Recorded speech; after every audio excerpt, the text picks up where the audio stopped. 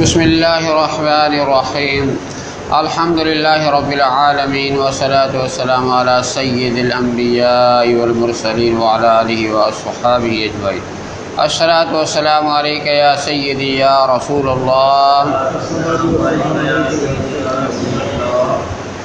الصلاة والسلام علیک یا سیدی یا حبیب اللہ، الصلاة والسلام علیک یا سیدی یا حبیب اللہ، الصلاة والسلام علیک یا سیدی یا نبی اللہ، الصلاة والسلام علیک یا سیدی یا نبی اللہ، وعلى آلك وصحابك يا سيدي يا نور الله، وعلى آلک وصحبک یا سیدی یا نويت سنة الاعتقاف نویت سنت الاعتقاف لله تعالى۔ حضور نبی کریم رؤوف الرحیم صلی اللہ تعالی علیہ وآلہ وسلم کا فرمان عالی شان ہے۔ آپ فرماتے ہیں، بندہ جب تک مجھ پر درود پاک پڑھتا رہتا ہے اس وقت تک اللہ تبارک و تعالیٰ کے فرشتے اس پر رحمتیں نازل کرتے ہی رہتے ہیں۔ اب بندے کی مرضی ہے کہ وہ درود پاک کم پڑھے یا زیادہ پڑھے۔ جتنا زیادہ درود و سلام پڑھے گا اتنی ہی زیادہ اس پر رحمتوں کا نزول ہوگا۔ تو اس لیے اصول و برکت ایک دفعہ درود شریف پڑھ لیجیے۔ اللہم صلی علی سیدنا و مولانا محمد وعلی آل سیدنا محمد مبارک وسلم صلی علیہ۔ پیارے اسلام بھائیو، اللہ رب العالمین نے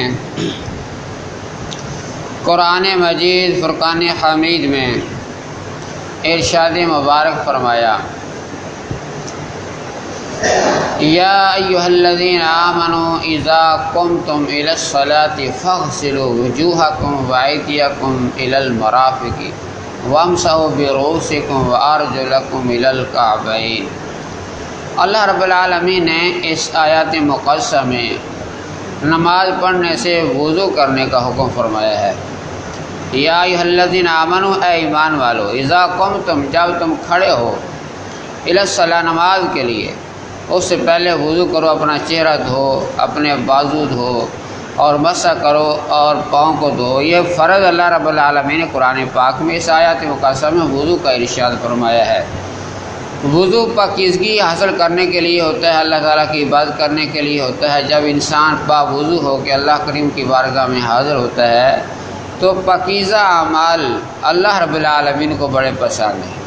جو انسان پاکیزہ پاک صاف رہے کہ اللہ رب العالمین کی بارگاہ میں حاضر ہوتا ہے، اللہ کریم کو وہ بندہ پسند ہے۔ جو پاکیزہ رزق کھاتا ہے وہ بندہ پسند ہے۔ جو پاک صاف ہو کے اللہ رب العالمین، کیونکہ حضور علیہ السلام فرماتے ہیں اللہ کریم پاک ہے اور پاک کی چیز کو پسند فرماتا ہے، تو اس لیے ہمیں اپنی پاکی کا ضرور خیال رکھنا چاہیے۔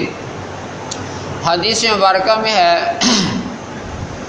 حضرت سیدنا عمر بن شرجیل رضی اللہ تعالیٰ عنہ فرماتے ہیں کہ ایک ایسا شخص انتقال کر گیا، فوت ہو گیا، جس کو لوگ بڑا متقی کہتے تھے، لوگ بڑا پرہیزگار کہتے تھے۔ وہ فوت ہو گیا۔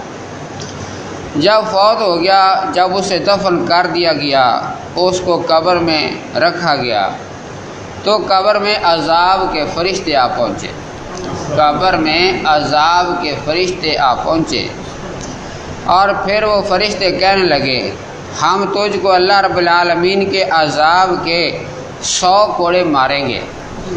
اس متقی آدمی کو فرشتے کہنے لگے، عذاب کے 100 کوڑے ہم تجھے ماریں گے۔ اس نے خوف زدہ ہو کر کہا، بھئی مجھے کیوں مارو گے، میں تو پرہیزگار آدمی تھا۔ انہوں نے کہا، اچھا چلو 100 نہیں مارتے، 50 کوڑے مار لیتے ہیں، تم پرہیزگار بن کے رہے ہو دنیا میں، اس لیے تمہیں 50 مار لیتے ہیں۔ مگر وہ برابر بحث کرتا رہا کہ نہیں، 50 میں کیوں کوڑے کھاؤں، میں نے کیا کیا ہے، حتیٰ کہ فرشتے ایک کوڑے پر آ گئے، چلو ایک کوڑا تمہیں مار لیتے ہیں، ایک کوڑا تمہیں عذاب کا مارتے ہیں۔ وہ شخص پھر کہتا ہے کہ مجھے کیوں کوڑا مارو گے، حالانکہ فرشتوں نے پھر اس کو کوڑا ایک مار ہی دیا۔ تو اللہ رب العالمین کے ایک عذاب کا کوڑا لگنے سے ہوا کیا، جیسے تمام قبر میں آگ بھڑک اٹھی، اس کی قبر میں آگ بھڑک اٹھی اور وہ شخص جل کر راکھ ہو گیا۔ پھر اس کو زندہ کیا گیا تو اس نے درد سے چلاتے ہوئے عرض کیا کہ مجھے کیوں مارا گیا ہے، مجھے آخر یہ کوڑا مارا کیوں گیا، وجہ کیا تھی؟ تو انہوں نے فرشتوں نے یہ جواب دیا کہ ایک روز تو نے بے وضو نماز پڑھ لی تھی، ایک دن تم نے بغیر وضو کے نماز پڑھ لی تھی، تو اس لیے وہ تمہاری غلطی ہے۔ اس غلطی کے اللہ رب العالمین نے ناراض ہو کے 100 کوڑے کا حکم فرمایا، پھر ہمیں رعایت کرنے کے ساتھ ایک کوڑے پر تمہیں یہ سزا یہ مختصر کر دی گئی ہے۔ تو ایک کوڑا تمہیں لگا ہے کہ تم نے ایک دن بے وضو نماز پڑھ لی تھی۔ تو ایک روز ایک مظلوم تیرے پاس فریاد لے کر آیا تھا۔ فرشتوں نے دوسری بات یہ کی کہ ایک دن ایک مظلوم آدمی جس پر ظلم کیا ہوا ہوتا ہے، وہ مظلوم آدمی تیرے پاس فریاد لے کر آیا تھا، مگر تو نے اس کی فریاد نہ سنی تھی، اس لیے تیری بھی فریاد نہیں سنی گئی ہے۔ تو اس لیے مظلوموں پر، غریبوں پر، تنگ دستوں پر شفقت کرنا، ان پر کچھ نہ کچھ مہربانی کرنا، یا جو بھی کوئی سائل آ جائے اس کو نوازنا، اس چیز کو اللہ تعالیٰ بڑا پسند فرماتا ہے۔ اور خاص کر ہمیں پاکیزہ رہنا چاہیے، باوضو ہو کر نماز ادا کرنی چاہیے۔ باوضو ہو کے رہنے میں ہی برکتیں ہیں۔